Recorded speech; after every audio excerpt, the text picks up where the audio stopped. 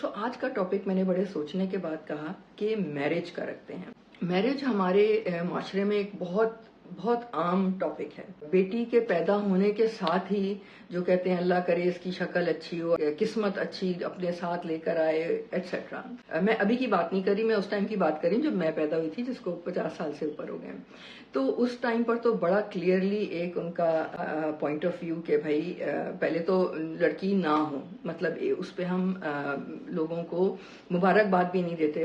اور میری خود کی امی, ہم لوگ 2 بہنیں اور 2 بھائی ہیں, انہوں نے بڑے کلیئرلی ہمیں بتایا کہ I prefer to have boys but we will deal with you also. So we were brought up as second class citizens. My mother made it very clear کہ جی بیٹے مجھے زیادہ پسند ہیں اور ہمارا رول ہے کہ بھائیوں کی خدمت کرو. اور میں تو بہت ریبیلیس تھی اور مجھے تو بالکل جینڈر انیکوالٹی سمجھ ہی نہیں آتی تھی. ہم جن لوگوں کے ساتھ ملتے جلتے تھے کافی کنزرویٹو, جو ہماری رچ فیملیز ہوتی ہیں ان کی بھی سوچ اس طرح کی ہوتی تھی کہ بھائی بیٹی ہو تو اسکن اچھی ہو, بال اچھے ہوں, ٹریننگ اچھی ہو, اس کو کھانا پکانا آتا ہو. ساری پریپریشن کیوں ہو رہی ہے کہ اچھا سا رشتہ آئے.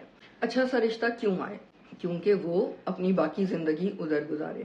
تو میں ان سب چیز کو سوال کرتی ہوں کہ کیا وہ باقی زندگی کسی اور کے گھر میں اس لیے گزارے کیونکہ وہ آپ کے اوپر بوجھ ہے, یا اس لیے گزارے کہ again in coffee parties you can say کہ ماشاءاللہ سے میری تو ساری بیٹیوں کی شادی ہو گئی, سب اپنے گھر میں خوش ہیں, اور وہ واقعی ہیں کہ نہیں ہیں, یا وہ سوسائٹی کے لیے پریٹینڈ کر رہے ہیں.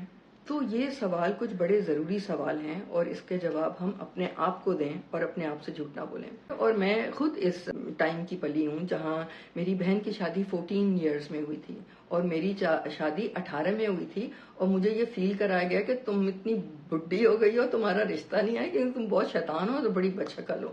وہ تو شکر اللہ کا کہ میں اتنی ڈھیٹ ہوں اور مجھے ان چیزوں نے بودر نہیں کیا, لیکن اگر میں ایک عام سی چھوئی موئی سی لڑکی ہوتی تو یہ چیزیں مجھے بڑی افیکٹ کرتی. خیر شادی ہو گئی. اب میں اوروں کا سوچتی ہوں کہ شادی سے پہلے ایک تو ہمارا دماغ خراب کر دیتے ہیں ہمیں لالی ووڈ, بالی ووڈ, ہالی ووڈ دکھا کر, اور رومانس کا جو ہمارے دماغ میں فلم چل رہی ہوتی ہے اس سے تو اور بھی تباہی ہے. Real life is not like that, and we have been told کہ اگر تمہاری عقل اور شکل اور قسمت اچھی ہوگی تو تمہیں ایک ایسا شہزادہ ملے گا جو گڈ لکنگ ہوگا, شریف ہوگا, پڑھا لکھا ہوگا, بہت اچھا ہسبینڈ ہوگا اور امیر ہوگا. ایسا لڑکا کہاں ملتا ہے؟ اور ایسے لڑکا بننے کے لیے کتنا پریشر ہے لڑکوں کے اوپر اور لڑکی کے اوپر, کیونکہ اس نے اپنی لائف کو لگا دیا پاز پہ اور وہ ویٹ کر رہی ہے نائٹ ان شائننگ آرمر, کوئی گھوڑے پہ, وائٹ گھوڑے پہ بیٹھ کے سلو موشن میں آئے گا وہ آپ کے پاس. تو ایسا تو نہیں ہوتا. جب شادی کا اگر رشتہ ہو گیا, منگنی ہو گئی, تو سارا فوکس اس پر نہیں ہے کہ شادی کے بعد کیا ہوگا, آپ کس کے ساتھ رہیں گی, آپ کی کمپیٹیبلٹی ہے کہ نہیں ہے, آپ لوگوں نے باتیں ڈسکس کی ہیں کہ نہیں ہیں, pros and cons, rules of your life, whether you can work with each other or not. سارا فوکس اس پہ ہے. جوڑا کہاں سے بنے گا, ہال کون سا بک ہوگا, ڈشز کون سی ہوں گی, مہندی کدھر ہوگی, مہندی کے ڈانسز کون کرے گا, سب تماشا اور سب بکواس. اور افسوس کی یہ بات ہے کہ بہت عقلمند لوگ بھی, میرے خیال میں جتنے عقلمند اور جتنے امیر ہوں اتنے زیادہ ان کے فنکشنز ہوتے ہیں, اتنا زیادہ دکھاوا ہوتا ہے کہ 6-6, 7-7 دن کے فنکشنز ہو رہے ہیں.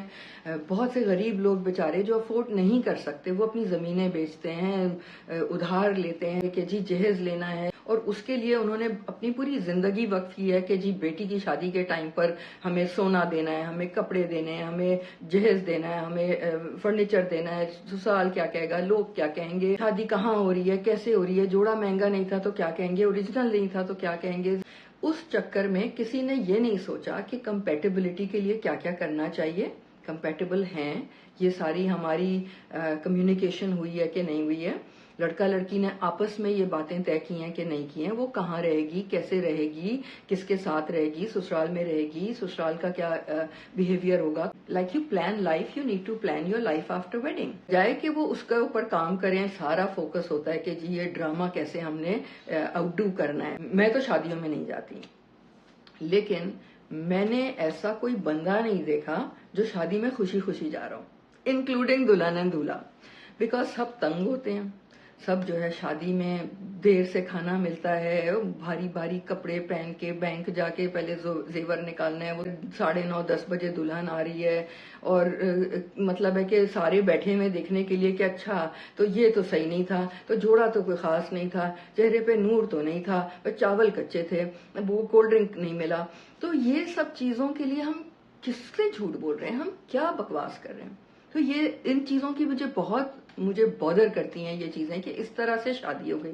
اب شادی کے بعد کیونکہ آپ نے کام اپنے اوپر نہیں کیا، ٹھیک ہے، you have to complete your self. اور اس کے اوپر جو ایک اقبال کا شعر ہے کہ خود ہی کو کر بلند اتنا، تو خود ہی کو بلند کرنے کے لیے آپ کو اپنے اوپر کام کرنا ہے، اپنے دماغ کے اوپر، اپنے ایموشنز کے اوپر، اپنی اویئرنیس کے اوپر، اپنی نالج کے اوپر، اپنی ایجوکیشن کے اوپر، اپنے ٹھہراؤ کے اوپر، اپنی امیجنیشن اور کس طرح کی آپ کی پرسنالٹی ہے، آپ کیسے، اپنے گولز کے اوپر.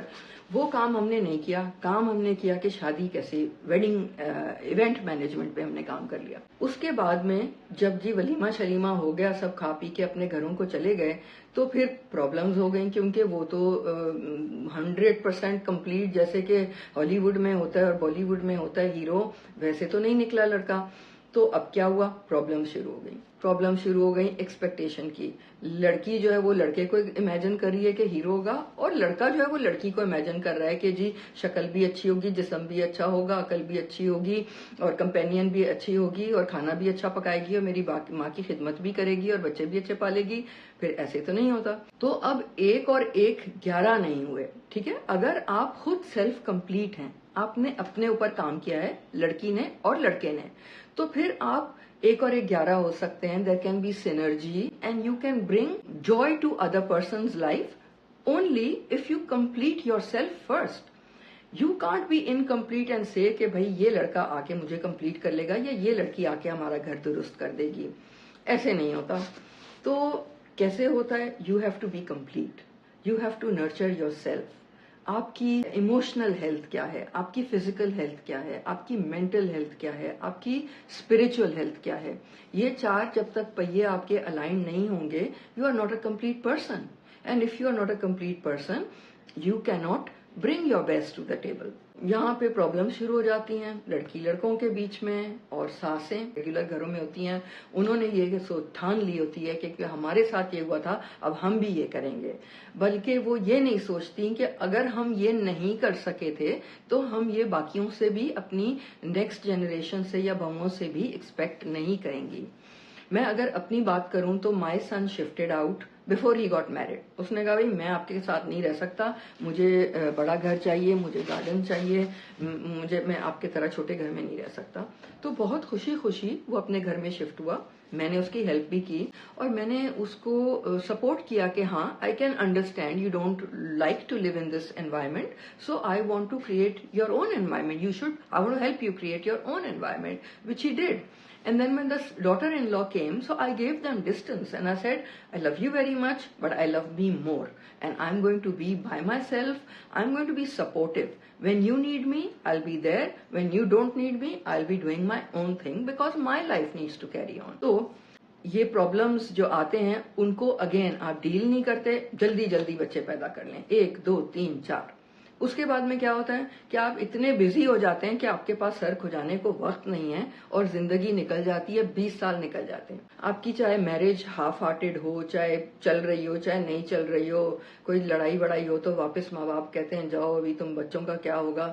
تو وہ بیڑیاں ایک ہو جاتی ہیں، اور ایک تو شادی کر لی، اوپر سے جلدی جلدی بچے کر لیے. تو یہاں پہ ذرا سا پاز دے کے سوچنے کی ضرورت ہے کہ لائف کو کیسے گزارا جائے. اور اس کے بعد میں کیا ہوتا ہے کہ جب بچے شادی کر کے چلے جائیں یا پڑھنے چلے جائیں یا جابس کر کے کہیں چلے جائیں، تو جو عورت ہوتی ہے وہ ایمٹی نیسٹر بن جاتی ہے، کیونکہ اس کی زندگی جو ہے بالکل خالی ہوتی ہے. اس نے اپنے لیے کچھ نہیں کیا ہوتا ہے، اسے اپنے ساتھ ٹائم گزارنے کا اندازہ ہی نہیں ہے کہ اپنی کمپنی کتنی اچھی ہے، اپنی انر وائس ہمیں کتنا انٹرٹین کر سکتی ہے، ہم اپنے اندر جھانکنے سے کتنا گرو ہو سکتے ہیں. پھر کیا ہوتی ہے، یہ ڈپریشن شروع ہو جاتی ہے. اور میں آپ کو یہ کہانی اس لیے بتا رہی ہوں کیونکہ یہ میرا اتنا ایکسپیرینس رہ چکا ہے. آئی سی سو مینی ویمن جو اپنے 50s میں آ کے جب بچے چلے گئے ہیں پڑھنے وڑھنے کے لیے تو وہ جو ہیں وہ زینکس کھا رہی ہوتی ہیں, نیند کی گولیاں کھا رہی ہوتی ہیں, ڈپریسڈ ہوتی ہیں, وزن بڑھ جاتا ہے, گھر میں بیٹھی بیٹھی بور ہوتی ہیں, پھر ان کی ٹک ٹک ٹک ٹک اپنی بہوؤں سے لڑائیاں, اپنے بچوں سے لڑائیاں, اپنے ہسبینڈ سے لڑائیاں, ساتھ زندوں سے اس سے لڑائیاں, اپنے دوستوں سے لڑائیاں, کیونکہ انہیں پازیٹیولی اپنی زندگی کو نہ گزارا.